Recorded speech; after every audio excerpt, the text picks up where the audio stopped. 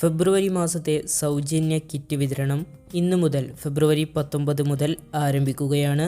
9 ഇനങ്ങളാണ് ഫെബ്രുവരി മാസത്തെ സൗജന്യ കിറ്റ് വിതരണത്തിൽ ഉൾപ്പെടുത്തിയിട്ടുള്ളത്.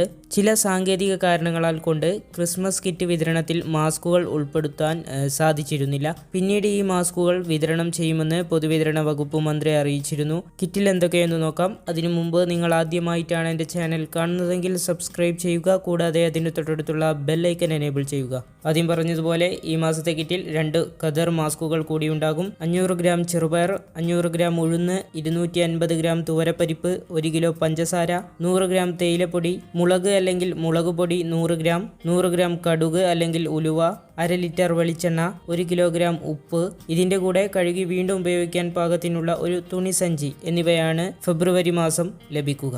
വീഡിയോ ലൈക്ക് ചെയ്യുക, ഷെയർ ചെയ്യുക. ഇതുവരെയും നിങ്ങൾ ഈ ചാനൽ സബ്സ്ക്രൈബ് ചെയ്തിട്ടില്ലെങ്കിൽ സബ്സ്ക്രൈബ് ചെയ്ത് തൊട്ടടുത്തുള്ള ബെല്ലൈക്കൻ എനേബിൾ ചെയ്യുക.